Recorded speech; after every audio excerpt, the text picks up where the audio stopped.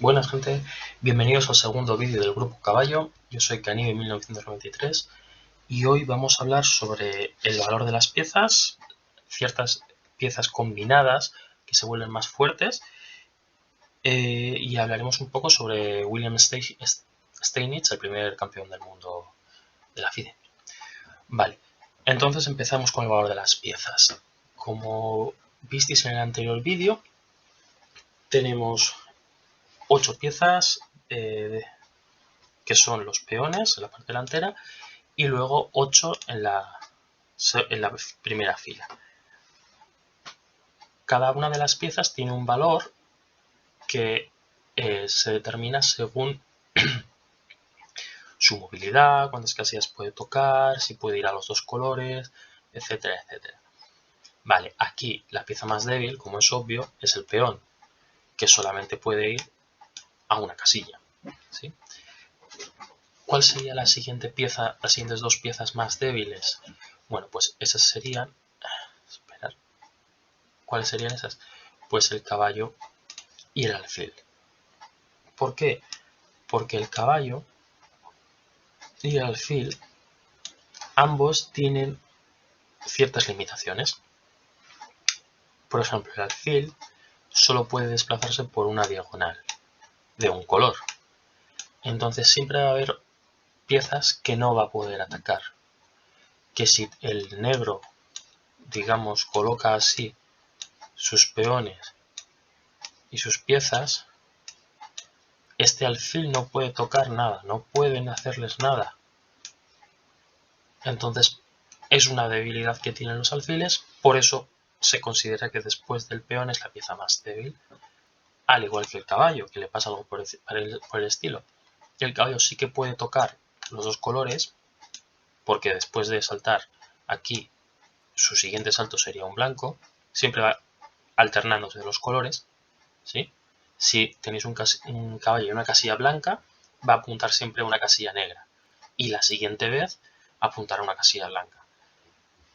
Entonces sí que puede tocar los colores, pero nunca a la vez. Y siempre vais a necesitar 2 turnos para llegar a un color. Si aquí queréis que el caballo llegue a tocar esta casilla, vais a necesitar 1 y 2 turnos. Cuando, por ejemplo, el alfil lo podría hacer si quiere desplazarse a una casilla que puede tocar. Por ejemplo, aquí podría hacerlo él. Ya estaría tocando esa casilla, ¿sí? En un solo movimiento. Entonces, tanto el caballo como el alfil tienen una debilidad, un defecto, como queráis llamarlo, y por eso se consideran que después de los peones son las piezas más débiles. Luego tenemos la torre. La torre controla toda una fila y toda una columna. ¿Sí? Entonces, la torre no tiene esa debilidad que tenían los alfiles y los caballos y puede siempre tocar ambos colores. En teoría, si no hay ninguna pieza que le moleste, puede llegar a cualquier posición del tablero en 2 movimientos. Y la dama, que es, podríamos decir que tiene los movimientos de una torre y de un alfil, ocurre lo mismo. La dama controla toda la fila, pero también controla toda la diagonal. ¿Sí? Entonces, la dama es más fuerte que la torre es más fuerte que el alfil y que el caballo. Se le suele otorgar a estas piezas un valor numérico, pero es un valor orientativo, no siempre tenéis que fiaros ciegamente de ese valor. Digamos, entonces, según ese valor, si ponemos el tablero, un peón es un punto. Si imaginad que desaparece de repente un peón, veis que aquí a las negras se les ha puesto un +1, ¿sí? Porque vale un punto. Y ahora vamos a hacer que si les aparecen los dos, pues llegamos a la igualdad, ya nadie tiene el +1. Si el alfil y el caballo, pues cada uno de ellos vale 3 puntos. ¿Veis como ahora las blancas tienen un +3? Y si las blancas pierden un caballo, volvemos a la igualdad.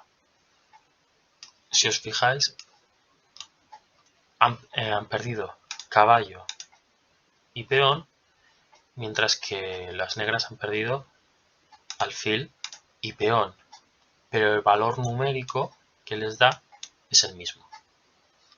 Si en caso de que la pieza que desaparezca sea una torre, ahora le da un más 5, porque el valor que se le otorga a la torre es un 5. Vale, volvemos a igualar la posición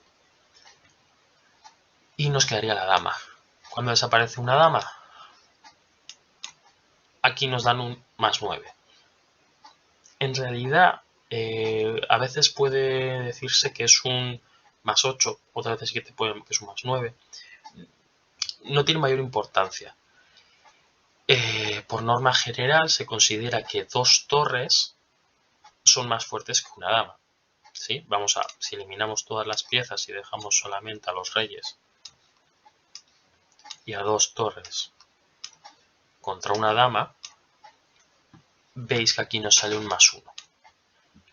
Porque aquí se supone que las 2 torres combinadas, que eso significa que están en la misma fila o en la misma columna, es decir, que una protege a la otra, se supone que aquí las piezas blancas tendrían una pequeña ventaja. ¿Vale? Esto es una de las cosas que hay que tener en cuenta, y es que cuando estamos jugando una partida, las torres conectadas nos van a permitir hacer ciertas cosas que, por ejemplo, la dama no puede hacer individualmente. Si, por ejemplo, estamos en lo que sería casi un final de partida, ¿no? Tenemos al rey así, fuera. Tenemos aquí a las 2 torres. Y aquí a la dama.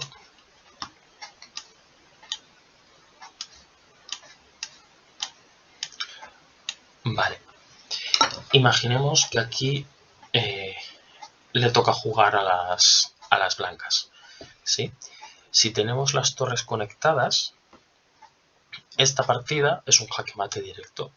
Porque la torre sube aquí, el rey no puede capturar porque si no, tenemos aquí otra torre que está defendiendo nuestra torre y ganaríamos la partida. ¿Sí?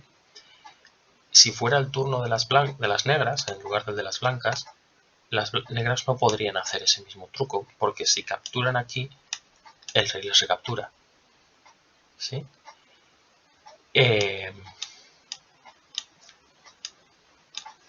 Lo mismo si estuviera aquí. La dama no puede atacar aquí directamente porque el rey podría recapturar. ¿Sí? Otras situaciones, que si las torres están así,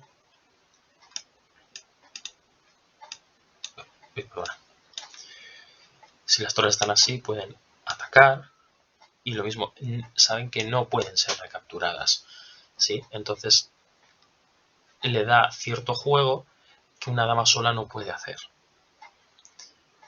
Por eso se suele decir que las torres combinadas tienen cierta ventaja sobre la dama.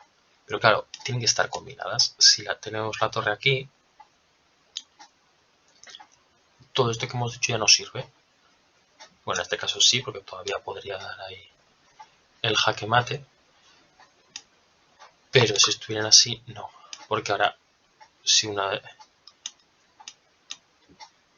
las torres sube, el rey tendría una casilla de escape. Si una de las torres... ¿Por qué se me ha puesto así?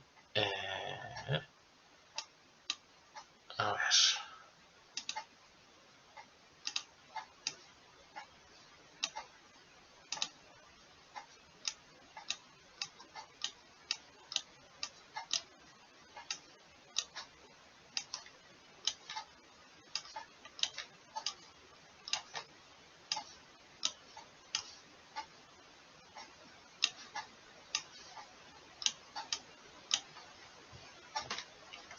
Vale, entonces aquí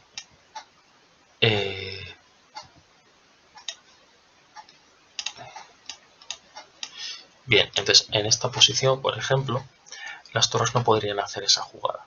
¿Por qué? Porque si esta torre sube para dar el jaque, la dama retoma y ya podrían dar la partida por perdida. Lo mismo que esta torre no puede dar aquí en jaque mate porque retoman con el rey. En caso de que la torre estuviera aquí, sí que podría dar el jaque. Aquí si la dama captura, recapturan y tendría una gran ventaja. Si el rey escapa, si el rey se marcha, jaque, el rey se vuelve a marchar, jaque, y si ahora el rey se marcha otra vez, da igual a quien quede arriba hacia abajo, la dama cae. ¿Sí? Entonces, las torres combinadas pueden hacer cosas que no puede hacer sola la dama. Por eso en un final de partida puede ser interesante, bueno, en un final de partida o en una partida, intercambiar la dama a cambio de las dos torres. ¿Vale? Otra pieza que aumenta su valor cuando está en pareja, pues por ejemplo el alfil. Esto es un clásico de las partidas. El hecho de que mantener la pareja de alfiles da ventaja respecto a la pareja de caballos o alfil y caballo. ¿Sí? ¿Por qué? Porque, como ya hemos dicho antes, el caballo tiene una limitación y el alfil tiene otra. Y el caballo y el alfil trabajando juntos no siguen manteniendo sus limitaciones. Pero cuando juntamos un alfil que puede ir por casillas blancas, su limitación es que no puede ir por las casillas negras. Pero si tenemos un alfil que puede ir por las casillas negras, ya no tenemos esa limitación. Y ahora tenemos unas piezas que pueden tocar ambas casillas, ambos colores. ¿Sí? Entonces, muchas veces vemos que cuando están en una partida se ofrece, uno de los jugadores ofrece el cambio de alfiles y el que tiene la pareja lo rechaza porque sabe que si mantiene la pareja va a tener una ventaja sobre el otro. ¿Sí? Vale. Ahora vamos a ver unas partidas que quiero que veáis que la diferencia de material numérico, como os he dicho que os pone un +3, un +5, no siempre va a significar que la partida esté igualada, ¿vale? Entonces, ahora, imaginemos que, por ejemplo, jugamos una variante muy típica, que es la apertura italiana, ¿sí? Aquí enfocamos, el caballo, vienen aquí, vale. Y ahora, aquí tenemos que el rival está tocando esta casilla con dos piezas. Y entonces es muy posible que tengamos que hacer un sacrificio, ¿no? Pero bueno, vamos a ver si juego esto. Y ahora deciden capturar. Yo cojo como con torre, captura y captura. Vale. Si vemos el marcador, ellos han cambiado un peón que vale un punto por una torre que vale 5 a cambio de un caballo que vale 3 y un alfil que vale 3. Las matemáticas nos dicen que vamos 3-3 y la partida está igualada. Pero si os fijáis, el módulo ya nos está diciendo que no es cierto. ¿Por qué? Porque aquí las piezas negras se han quedado muy atrás en el desarrollo. Eso es un tema que se tratará más adelante, pero si os fijáis, las negras tienen una pieza fuera y un peón, y las blancas tienen dos piezas fuera y 1, 2, 3 peones que han salido ya, además de que pueden sacar a su alfil, mientras que estos todavía lo tienen bloqueado, ¿vale? Entonces, no os fiéis siempre de que una igualdad en el número significa una igualdad en la partida, ¿vale? Y ahora, como un ejemplo de eso también, vamos a ver una partida de Wilhelm Steinitz, que fue el primer campeón del mundo de ajedrez, ¿vale? El primer campeón oficial. Antes que él hubo muchos campeones del mundo, pero no eran oficiales. No existía una organización, no existía una estructura que de verdad pudiera decir quién era el campeón del mundo. Y lo que solía pasar era que aparecía un jugador fuerte que solía ser superior al resto y ganaba un torneo importante y se autoproclamaba el campeón del mundo. Pero claro, luego en el siguiente torneo era otro el que lo ganaba y entonces decía él que el campeón del mundo era él, pero no llegaban nunca a ponerse de acuerdo. Entonces, ¿qué pasó? Pues que llegó un punto en el que apareció un jugador que se llamaba Murphy, un fenómeno, y él fue el último campeón del mundo no oficial. Murphy se retiró muy joven, solo su carrera ajedrecística solo duró 9 meses, pero prácticamente todos eran unánimes en que él era el mejor jugador del mundo. Wilhelm Steinitz, después de retirarse Murphy, se convirtió en el jugador más fuerte del mundo, pero él nunca aceptó llamarse así mientras que Murphy siguiera vivo, porque como no había podido jugar contra él, no quería el título. Ya muerto Murphy, Steinitz se enfrentó contra otro jugador, Johannes Sakertot, que era también el que es otro jugador que se proclamaba el más fuerte del mundo, y ese fue el primer match oficial en el que realmente se jugó por el título como campeón del mundo como tal. Lo ganó Wilhelm Steinitz y así nació el primer campeón del mundo. Este jugador tuvo como aportaciones más importantes que inventó algo llamado el ajedrez posicional. ¿Qué es eso? Bueno, pues hasta ese momento los jugadores jugaban una cosa que se llama ajedrez romántico. Vale, ahora os voy a poner una partida aquí.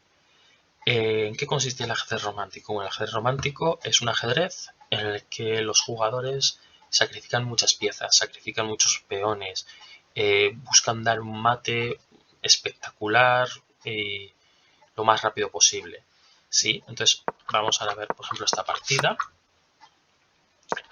Veis aquí, por ejemplo, que Steinitz no ha querido retomar el peón. Siguen jugando. Los dos amenazan. Veis que ninguno de los dos ha decidido defender. Han intercambiado las piezas. Y da un jaque. Aquí Steinitz podría haber tomado de peón, amenazando la torre, recuperando peón, pero como mucho rechazaban muchas veces eso, porque ellos buscan una cosa más espectacular. Entonces mueve el caballo, mueve la dama, mueve otra vez amenazando la dama. La dama se va, amenazan la dama otra vez.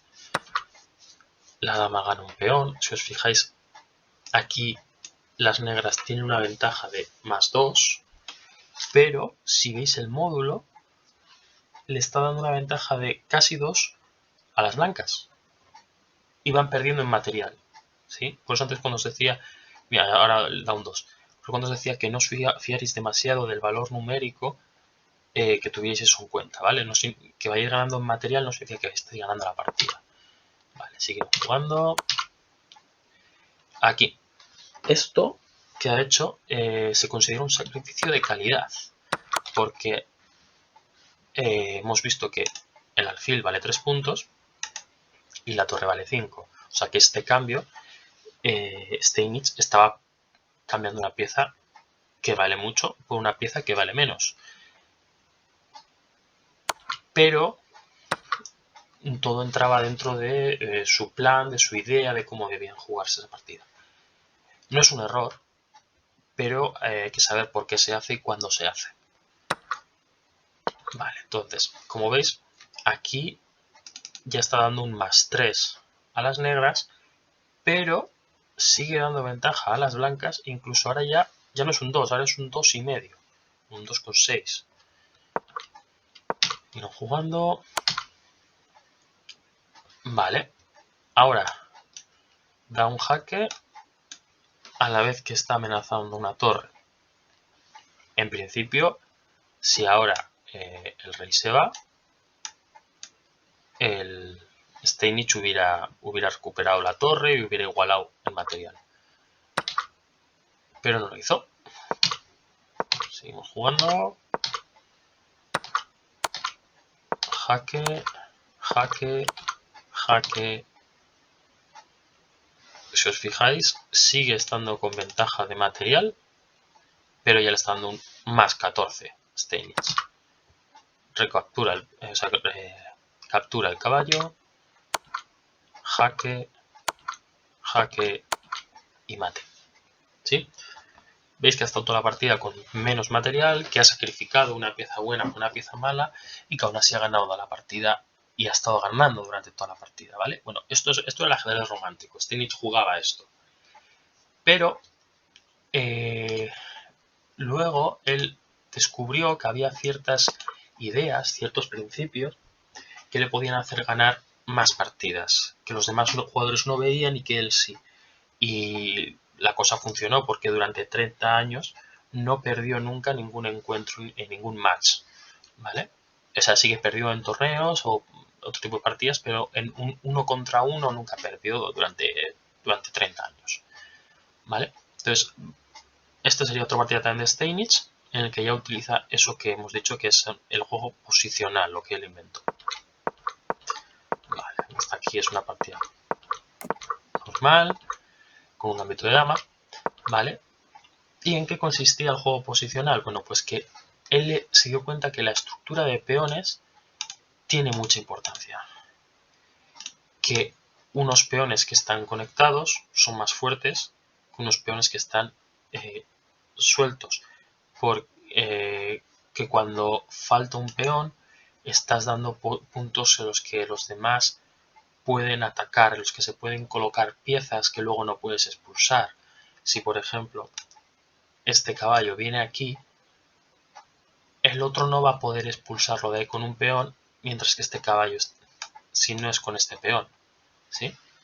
Bueno, entonces veamos esta partida, captura, y aquí ha cambiado un peón central, que se supone que son los peones más importantes, por un peón lateral. Bien, siguen jugando, captura, vale. Aquí ahora lo que ha pasado es que este peón se ha quedado solo. Ya no tiene otro peón que le apoye.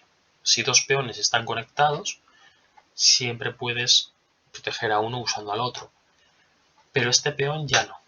Y va a ser una debilidad que va a poder atacar. Además, esta columna se ha abierto. Vale. Siguen jugando. Capturan. Veis que ya tenemos un segundo peón que está aislado.